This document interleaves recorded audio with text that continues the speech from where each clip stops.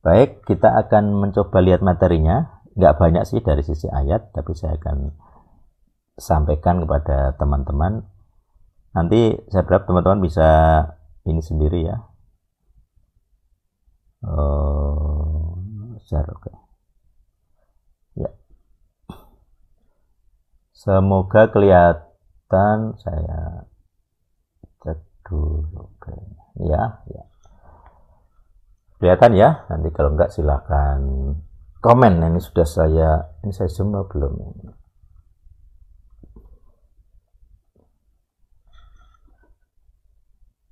Ya, semoga ini aja lebih ya. Ini zoom berapa kali ini? 200 kali lebih. Oke, ini teman bisa lihat di situs CT. Nah, ini legal ground pembunuh ini ada, kita akan mencoba meninjau perintahnya yang pertama dari Keluaran 20. Jangan membunuh, titik. Perintahnya jangan membunuh, titik. Tidak ada alasan, tidak ada pernak-pernik. Hanya jangan membunuh, titik. Kemudian saya coba lihat di Kejadian 95. Jadi sedangkan darah kalian itu jiwa kalian ya, blood, dam, nefes, aku akan menuntut balas dari tangan binatang ataupun manusia. Jadi Tuhan sendiri yang akan menuntut balas kalau ada pembunuhan, baik itu yang membunuh manusia ataupun binatang. Nah, cuman akhirnya dalam apa istilahnya ya, dalam kehidupan kita sekarang juga ya.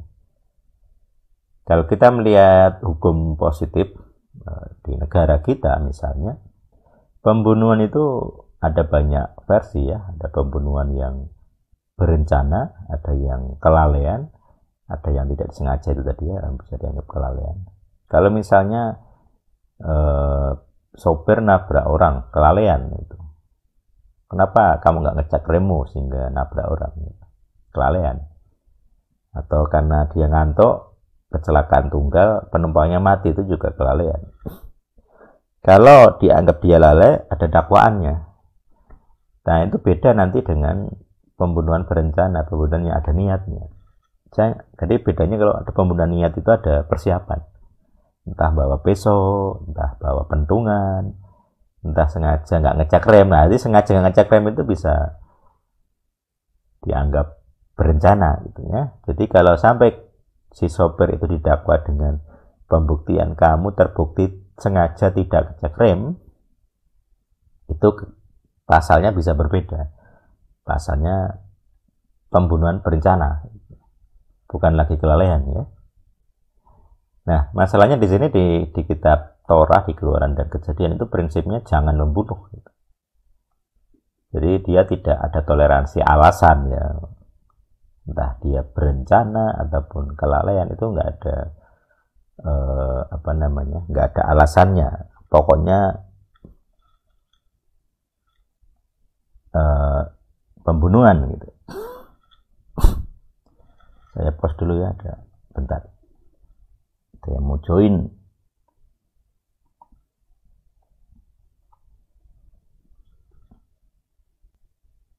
Ya, kita lanjut dulu aja. Jadi kita melihat dalam hukum Tuhan, aku rasa juga ada beberapa ada perbedaan ya.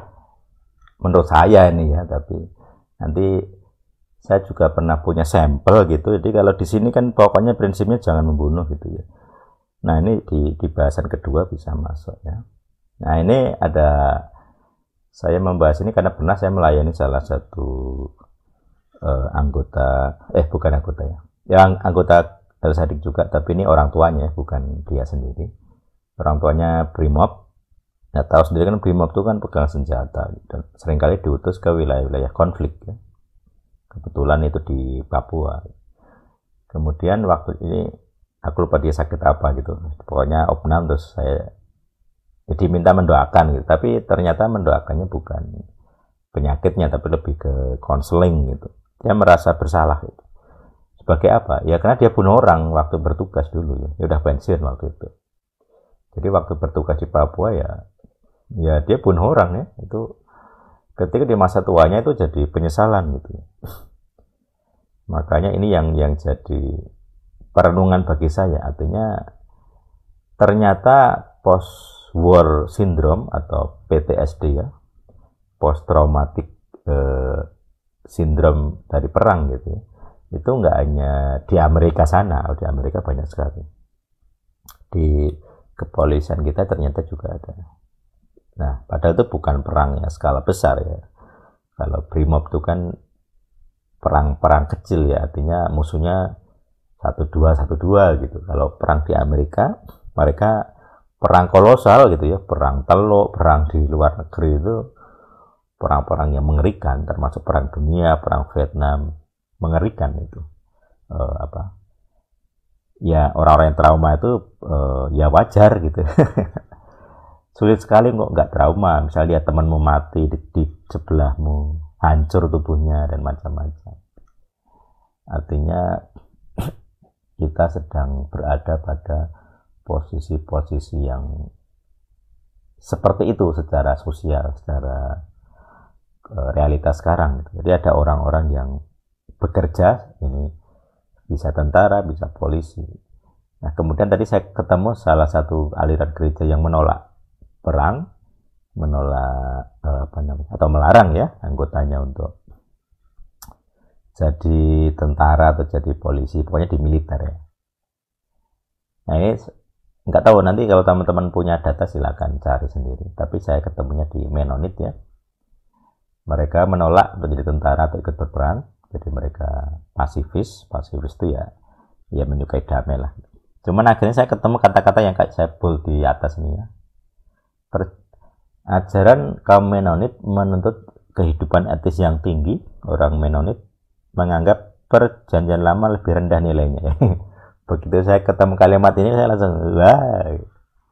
Awalnya saya agak kagum ketika ada tuntutan kehidupan etis yang tinggi, tapi begitu ketemu perjanjian lama lebih rendah nilainya, saya langsung ada coretan gitu, ada penanda gitu. Artinya kenapa PL selalu dikontraskan dengan PP gitu ya. Kenapa perang-perang di PL dikontraskan dengan ajaran kasih Yesus gitu. Kalau contohnya di sini nggak hanya perang ya, ada perceraian, ada poligami. Nah, ini kalau teman-teman dulu ada pertanyaan, loh poligami kan dosa. Saya balas kan, di mana ayatnya? PB tidak ada dosa. Orang Kristen akan bingung ya, dengan ayat-ayat tentang poligami. Bahkan di kalangan Kristen sendiri ada yang poligami, misalnya di sekte-sekte Mormon gitu di Amerika. Mereka poligami gitu. Sementara orang-orang yang anti poligami, yang sangat pro monogami, kemudian ditanya ayatnya di mana, nggak bisa nunjukin juga. Kalau itu menggunakan ayatnya Paulus tentang diaken, lah kalian apa diaken gitu ya.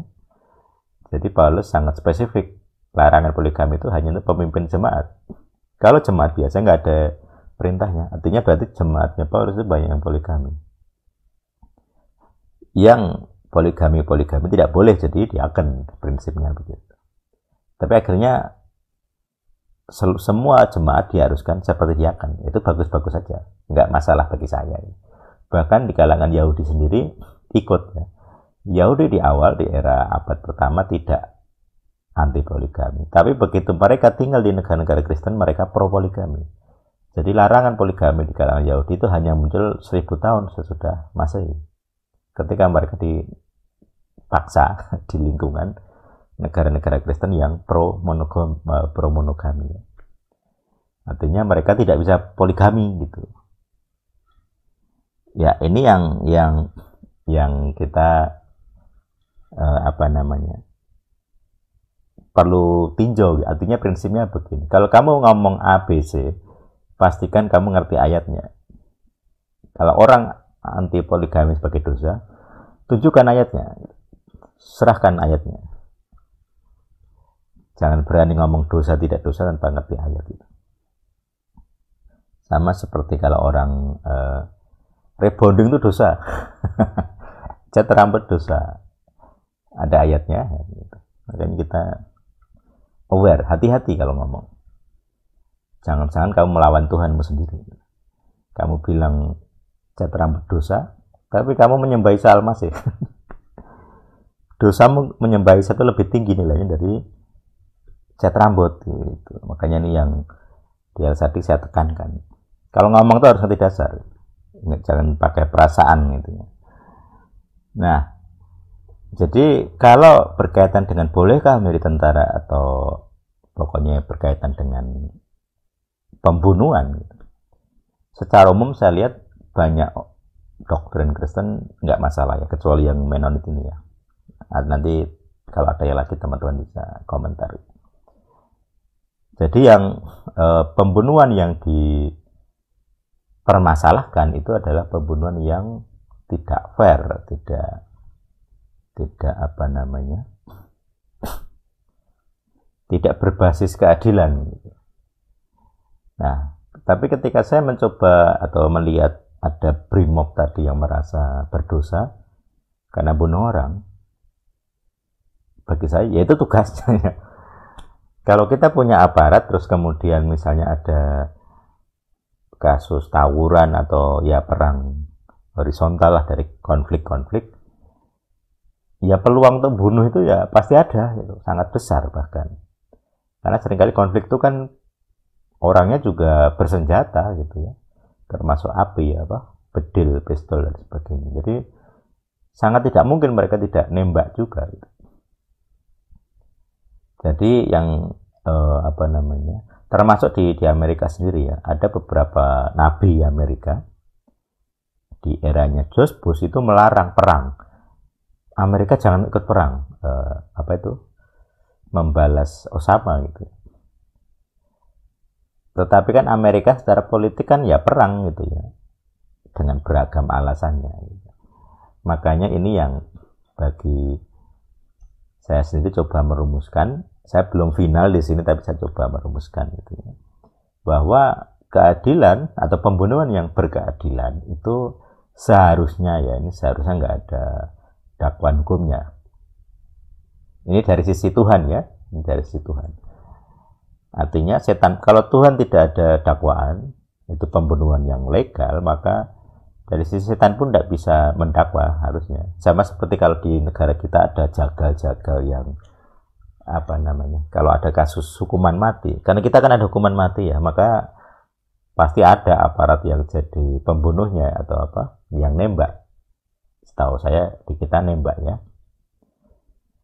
Nah, orang-orang seperti itu kan berarti kan dia sudah ada justice-nya, sudah ada keadilannya. Maksudnya kematian dari para narapidana itu ada justice-nya, ada keadilannya. Itu tidak bisa ada dakwaan hukumnya secara roh. Nah, nanti beda. Nah, saya nggak tahu dengan kasus-kasus konflik di negara kita kan banyak konflik yang melibatkan aparat. Dan dengan pengalaman bapaknya tadi, saya jadi berpikir gitu, apakah definisi pembunuhan yang berkeadilan itu sangat ketat ya. Jadi artinya kita nggak bisa sembarangan langsung pukul rata bahwa semua pembunuhan, semua kematian yang oleh militer itu berkeadilan gitu maksudnya begitu. Nah, itu jadi perenungan. Artinya pemahaman seperti gereja Mennonite yang anti dengan segala jenis perang, artinya mereka tidak boleh jadi aparat militer gitu. Itu jadi kalau bagi rabbinik seperti mereka bikin aturan aturan untuk melindungi diri. Jadi kalau kamu biar nggak melanggar Sabat, jangan pegang pisau. Karena pegang pisau kamu akan bekerja di hari Sabat. Itu aturannya rabbinik. Sama seperti mirip dengan Mennonite. Supaya kamu nggak membunuh, ya jangan jadi tentara. Kalau kamu jadi tentara, kamu akan mau tidak mau bisa membunuh. Tidak selalu, tapi bisa membunuh. Gitu ya. Nah, ini yang jadi pergumulan gitu. Cuman masalahnya di Mennonite ini yang saya bold ini ya tadi. Dia menganggap perjanjian lama lebih rendah, itu bagi saya tidak diterima. Gitu. Kemudian saya coba cek di beberapa doktrin intinya 7 artikel. Ini bacanya gimana nih? Skeletum bahasa apa ini? Jerman atau apa? Swiss ya. Kemudian ini dia ada 7 doktrin penting. Jadi mereka Anabaptis ya, mereka tidak boleh membaptiskan anak. Jadi mereka lebih radikal, dianggap lebih radikal daripada Protestan. Jadi mereka muncul sesudah reformasi ya. Oke, kemudian saya menyoroti yang bisa 4, bisa 4, bisa 6 ya. Kalau 4 dikatakan memisahkan diri dari kuasa jahat, dari Babel dan Mesir. Bagus juga ya, memisahkan diri dari Babel dan Mesir. Kita punya pengakuan dosa Babel dan Mesir. Saya rasa Menonit tidak punya itu. Kemudian mereka menjauhkan diri dari kebaktian orang Katolik dan Protestan. Nah, kalian ikut mana? Dia anti Katolik dan anti Protestan. Dia golongan sendiri. Jadi Anabaptis itu golongan sendiri. Oke, kemudian yang ke-6 saya soroti tentang perang ya ini ya. Tuhan memerintahkan penggunaan pedang di luar kesempurnaan Kristus. Jadi pedang hanya boleh di masa PL, kira-kira mungkin seperti itu. Di dalam kesempurnaan Kristus, pedang hanya untuk peringatan. Jadi Yesus kan pernah pakai pedang ya, waktu hampir disalib itu. Macam membawa ya, bukan memakai. Karena dia harus dianggap kumpulan penjahat. Jadi pedang di situ simbol penjahat gitu. Tapi tidak digunakan, hanya dibawa. Makanya di sini orang Kristen tidak boleh menggunakan pedang. Terus ini ya di kalimat ini. Terus orang Kristen juga tidak boleh jadi tentara. Jadi orang yang bersenjata besi, baja itu dianggap tentara ya. Sementara orang Kristen dipersenjatai senjata Tuhan dengan kebenaran, kehidupan benar, perdamaian, iman, keselamatan, firman Tuhan dan seterusnya. Gitu. Jadi ini cara pandang ekstrim anti pembunuhan kira-kira begitu. Jadi kalau cara gampang seperti para rabinik ya, supaya kita tidak membunuh ya jangan terlibat dalam pekerjaan yang bisa membunuh. Nah nanti bisa ekstrim itu. Nanti nggak hanya tentara gitu. Pekerjaan lain banyak yang sangat melibatkan membunuh gitu. Walaupun kelalaian ya sopir dan sebagainya. Tapi ya di situ nggak masuk di sini. Di sini khusus adalah yang pembunuhannya terorganisasi, yang memang job description-nya membunuh. License to kill kayak teman-teman lihat filmnya apa itu James Bond ya. License to kill. Nah itu. Jadi kita punya wawasan sekarang minimal ada 2 aliran yang pembunuhan berkeadilan, jadi ada pengadilannya. Yang kedua, pokoknya nggak boleh membunuh, gitu. Nggak boleh jadi tentara, polisi, dan yang pegang senjata, intinya begitu. Termasuk ormas-ormas ya, ormas bersenjata. Nah itu nanti akan menarik bagaimana dengan bela diri. Boleh, apakah gereja Menonit juga melarang bela diri? Nanti bisa dicari datanya. Tapi saya sendiri memang bela diri itu agak-agak gimana gitu ya. Karena saya dulu ikut bela diri ya disiapkan untuk gelut gitu ya. Disiapkan untuk sekarang kan ada ormas yang di Jogja itu kan yang katanya menyerang gitu. Ya seperti itu. Walaupun waktu saya dulu nggak sampai itu ya, tapi memang didesain untuk kita siap gelut ya, siap siap konfrontasi fisik gitu. Karena kebal, jadi bacok nggak apa-apa. Makanya saya ada beberapa yang kemarin ditanya, termasuk saya ikut ini mas kungfu atau apa dulu teman, boleh nggak gitu ya. Saya agak karena bukan anggota El Sadik yang inti gitu, jadi saya mau jawab itu harus mikir ini susu atau batu yang saya katakan. Kalau katakan yang keras nanti dia nggak cocok. Kalau saya katakan susu kok saya juga merasa salah gitu ya. Karena nanti bela diri termasuk kungfu punya legal ground masing-masing gitu yang bisa ya nyerempet lah gitu. Termasuk ya ini dakwaan pembunuhan gitu. bisa gitu. Kalau gelut kan saya dulu diajari ya bisa bunuh orang kalau gitu. Jadi kalau ususnya muntir itu kan mati orang. Kalau nggak rumah sakit ya mati. Artinya ilmu-ilmu bela diri ya resikonya itu bisa membunuh. Tapi sejauh ini saya merasa belum pernah ada situasi di mana saya harus bela diri fisik ya. Sejauh ini, tapi karena saya belum punya sampel. Kalau misalnya saya dilarang ibadah, saya nggak masalah ibadah dengan banyak cara kok. Jadi saya agak sulit gitu, harus melawan fisik gitu. Saya lebih suka cara halus daripada cara keras. Cara halusnya udah banyak yang tumbang, jadi ngapain? Oke, itu ya. Jadi prinsipnya itu silahkan nanti bergumul sendiri, bisa juga ditanyakan. Karena sekarang berkaitan dengan tanah.